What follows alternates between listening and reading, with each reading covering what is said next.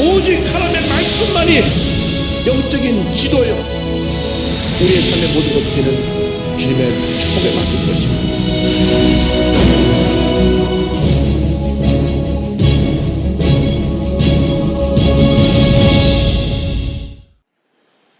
오늘은 로마서 11장 11절 이하의 말씀을 갖고 공부합니다. 사도 바울이 쓴 신약성경의 서신은 27권 중에 13권입니다. 13권. 그 중에 구원론, 우리가 어떻게 해야 구원받는가, 구원론의 핵심을 가르쳐준 성경이 로마서입니다.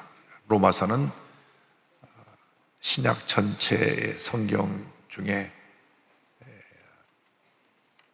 뭐 꼭 보석에 비유한다면 그렇지만 다이아몬드 같은 성경이다, 다이아 반자도 같다, 이런 표현을 합니다. 그래서 이 로마서를 통해서 구원의 진리를 깨닫게 되는 것입니다. 오직 예수 그리스도를 믿음으로만 구원받는다.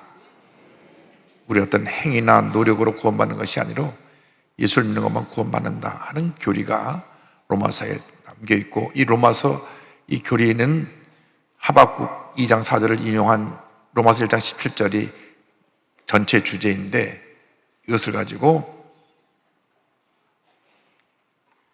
1517년 10월 31일 마르틴 루터가 종교개혁을 일으켰고, 또 1738년 5월 24일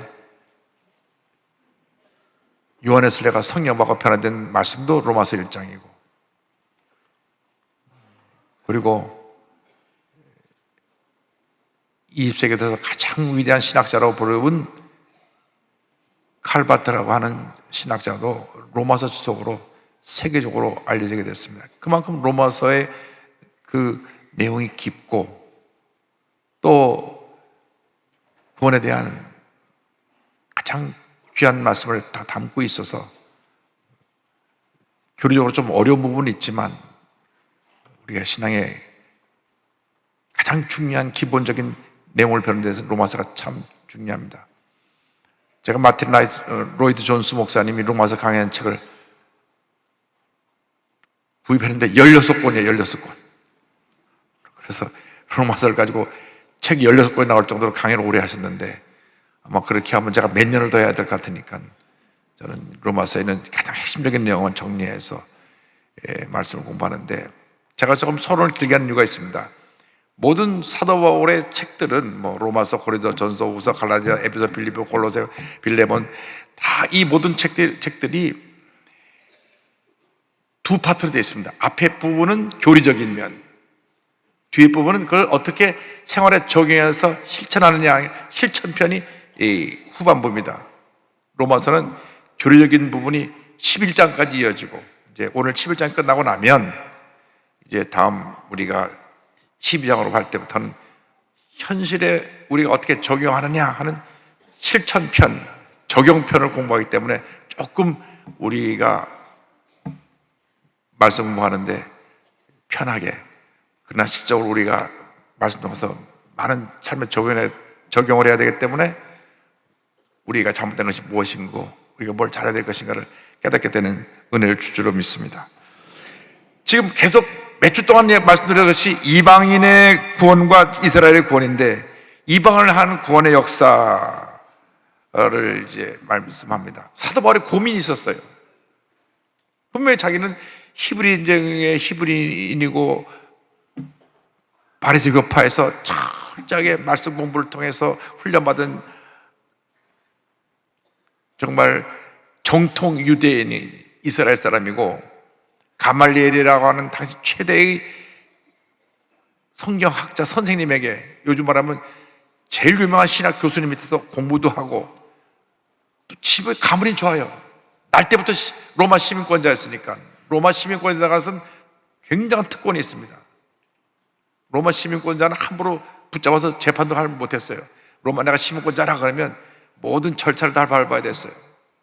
로마 시민권자였고요. 그러니까 집이 부유했던 집안인 것 같습니다.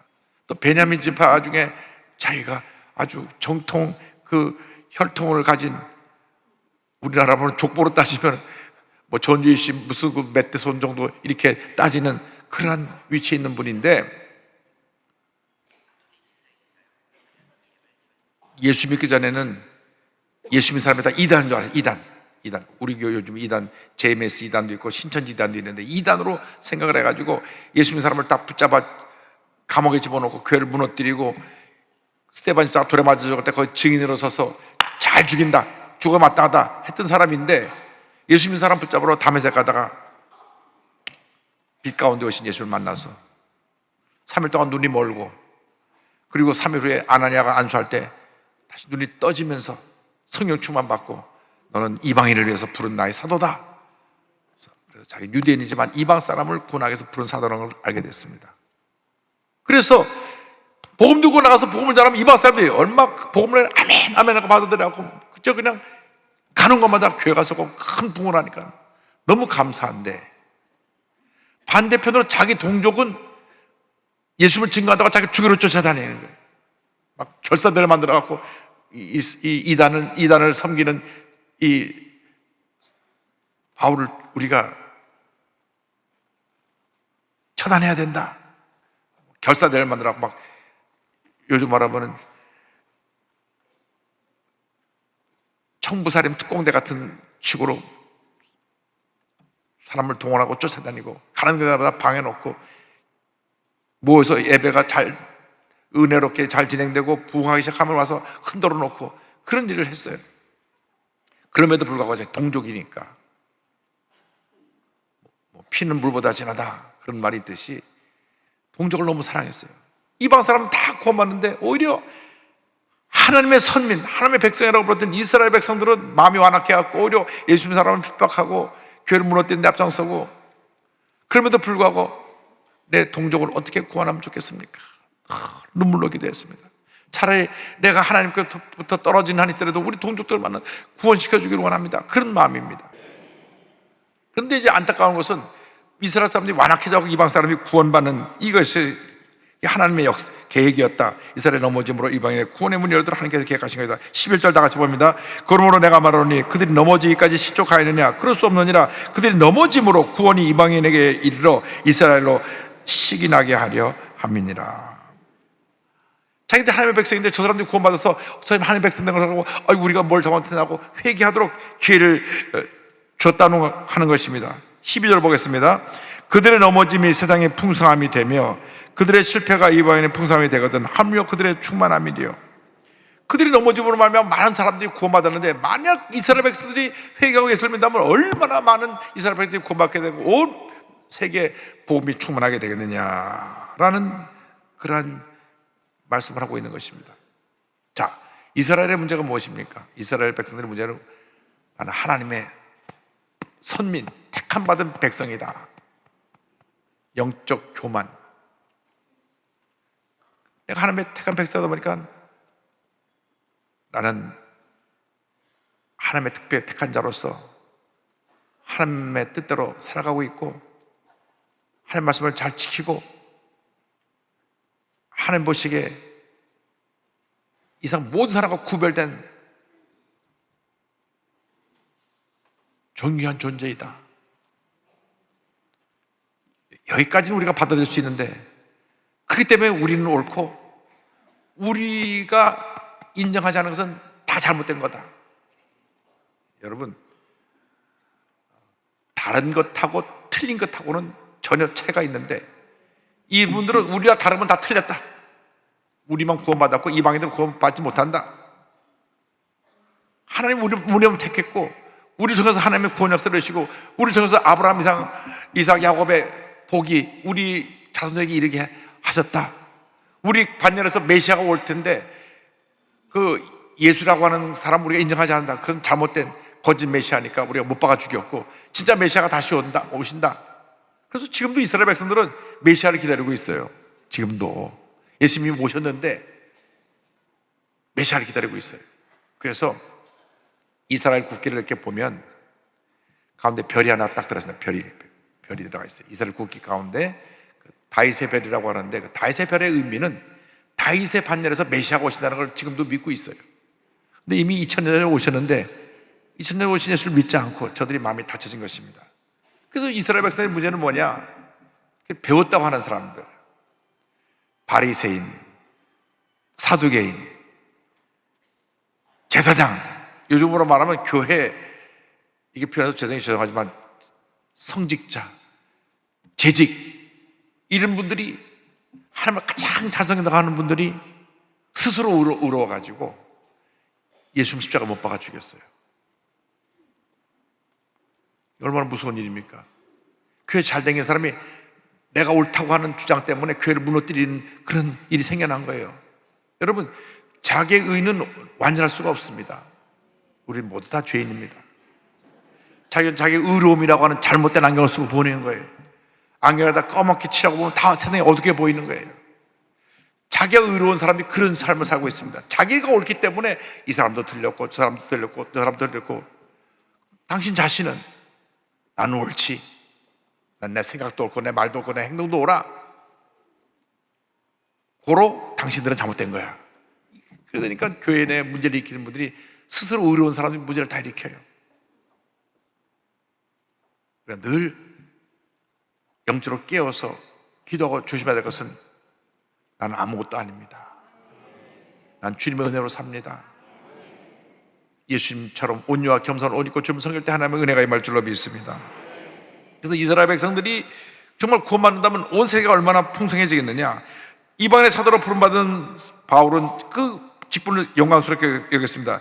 13절 14절입니다. 내가 이방인인 너에게 말하노라. 내가 이방인의 사도인 만큼 내 직분을 영광스럽게 여기노니 이는 혹 내 권력을 아무쪼록 시기하게 하여 그 중에서 얼마를 구원하려 함이라. 그러니까 내가 이방인의 사도로서 참 영광스럽게 생각하지만은 믿지 않는 우리 동족도 생각하면 너무 마음이 아파갖고, 저 사람들이 구원받고 하나님의 자녀가 된 것을 보고, 야, 이방인들도 구원받아, 우리 정신 차려야 되겠다, 이게 돌이키게 하기를 원한다는 거죠.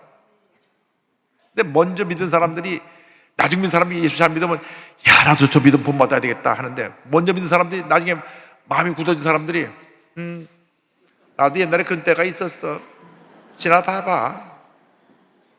그럼 우리가 먼저 택함받은 이스라엘 백성하고 다른 게 없는 거죠. 우리 중에서도 똑같은 모습이 있어요. 교회 오래 따는 사람들, 모태교인들. 모태교인은 뭐냐면 태어나기 전부터 어머니 뱃속에 있을 때 어머니가 교회를 왔다 갔다 해갖고 이미 뱃속에서부터 등록이 된 분들이에요. 누가 그러더라고요. 모태교인은 모태교인이래. 못한다고, 자꾸 못한다고. 아는 건 많은데 스스로 비판하고 판단하는 능력은 많아갖고 이것도 못해요, 이것도 못해요, 이것도 못해요, 이것도 못해요. 여러분, 우리가 정말 조심해야 될 것은 먼저 믿은 자로서 늘 새로워져야 됩니다. 늘 새로.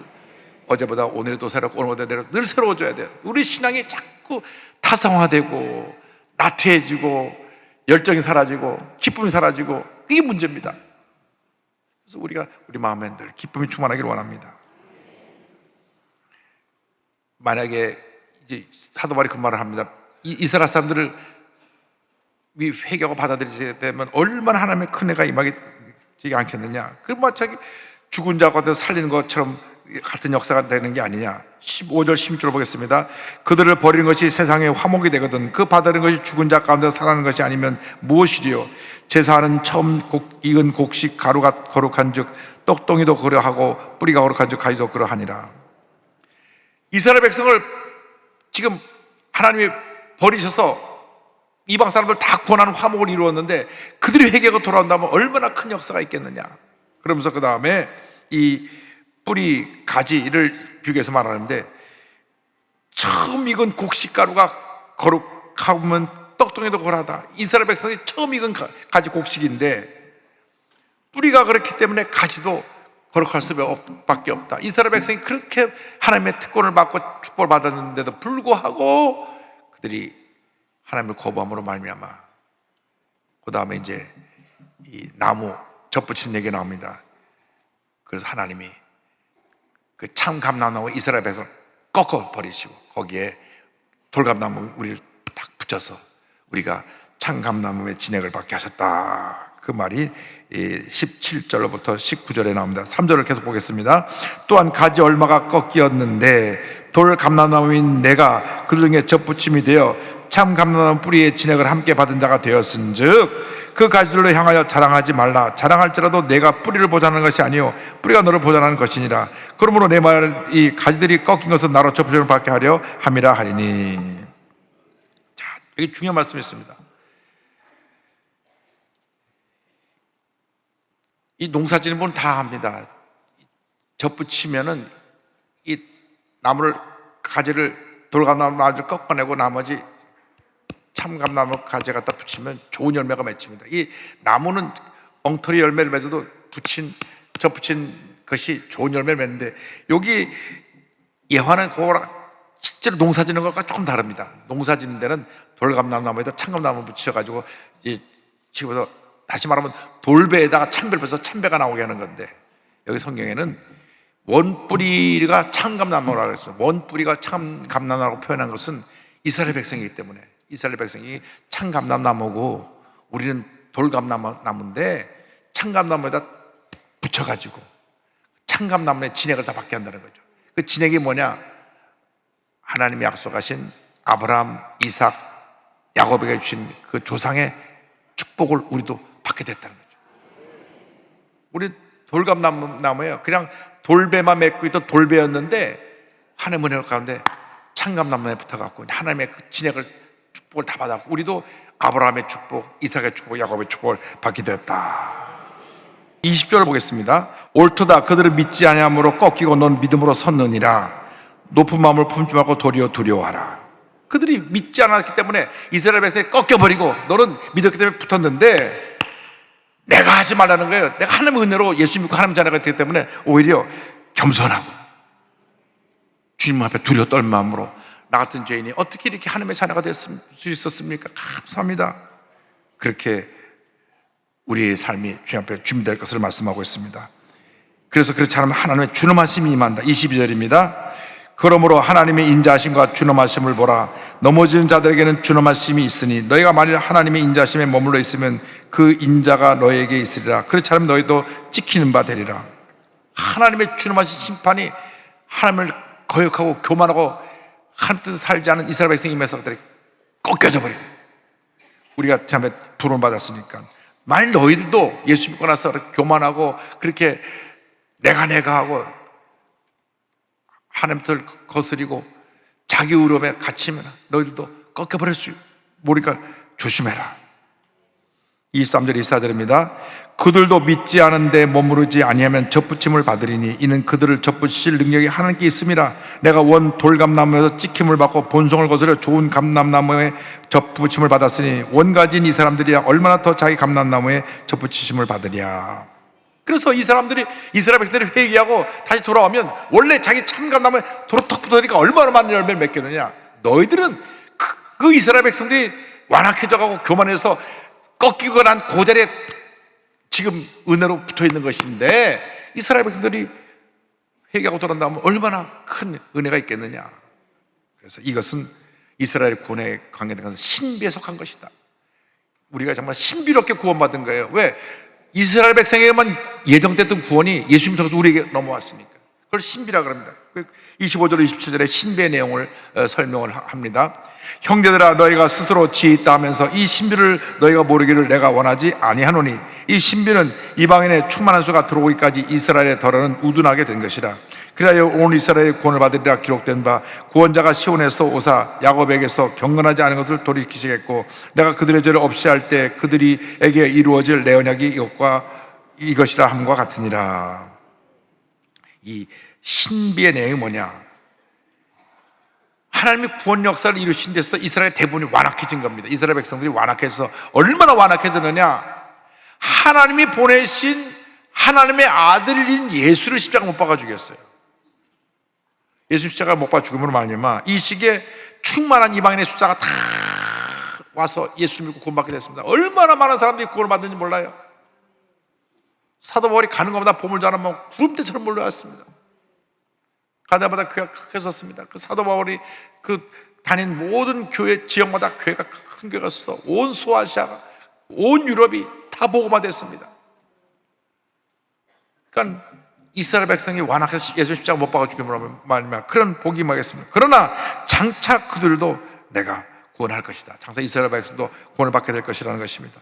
이사야 59장 20절 21절의 말씀의 인용입니다. 야훼의 말씀이니라.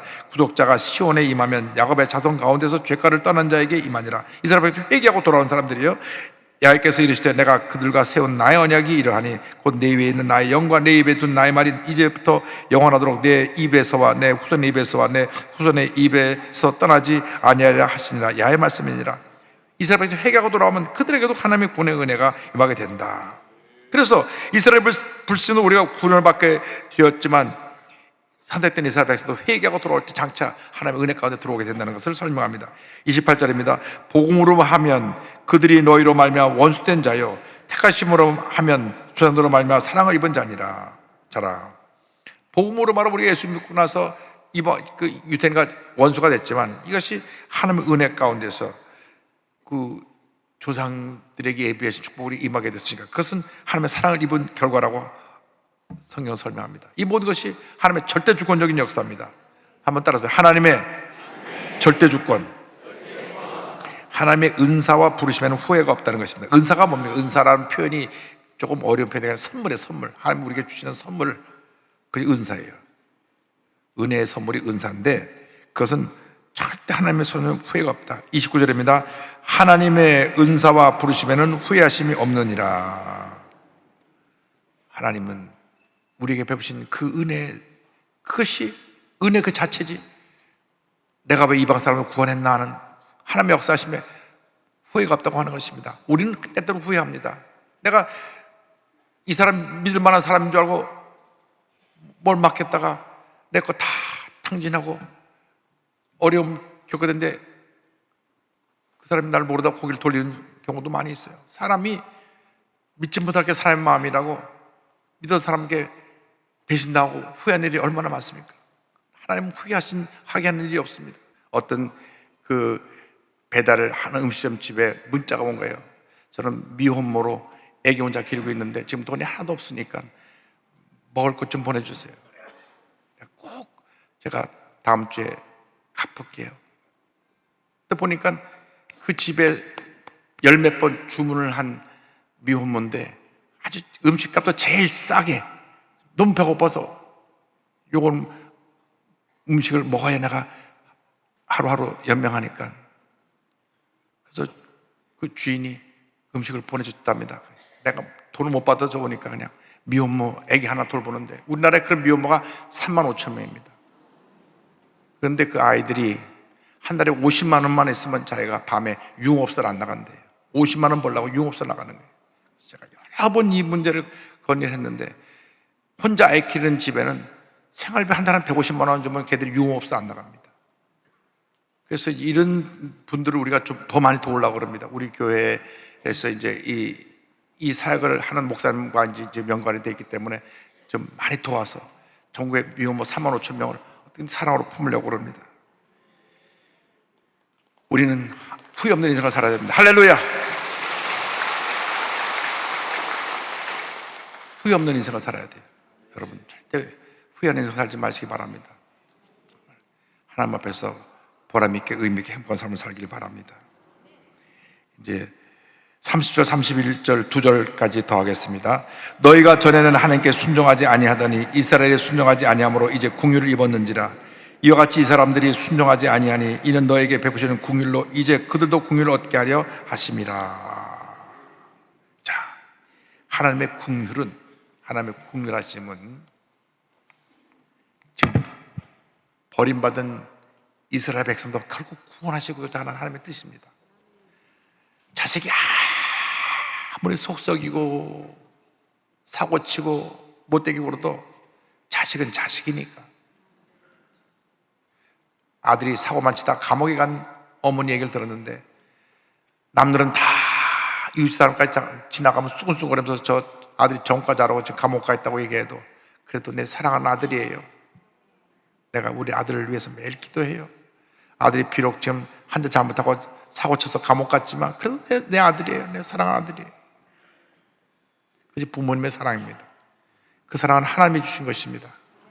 여러분 자기 속삭인다고 에이 죽일런 그러지 말아요. 그러면 안 돼. 그런 표현도 하면 안 돼요. 그럴 때마다 꼭 품에 안고 기도해 주시기 바랍니다. 넌 장차 하나님이 그렇게 만들어줄 사람인데, 너 하나님 위대한 인물인데 왜 그러냐? 내가 너 사랑한다. 내가 너 미워하지 않는다. 알아요. 아이들이 알아요. 부모님이 자기를 대하는 태도를 보고 부모님을 평가합니다. 그러니까 늘 긍휼의 마음을 갖고 여러분 사람을 대하고 용서하고 화목함이 지난 주님 일꾼들이 되기를 주님으로 축원합니다. 기도하겠습니다. 사랑과 의리와 자비가 원하신 하나님 아버지, 하나님의 구원의 은혜 감사하게 하여 주시고, 특별히 하나님의 긍휼하심을 배워서 우리가 상처 입은 사람을 용서하고 사랑하며 하나님의 귀한 뜻을 이루어나가는 삶을 살아가는 저희 모두가 될 수 있게 하여 주시되, 하나님의 구원의 역사에 대해서 첫째도 감사, 둘째도 감사, 한평생 감사로 살아가는 저희 모두가 되도록 은혜 내려 주옵소서. 예수님의 이름으로 기도 올리옵나이다. 아멘.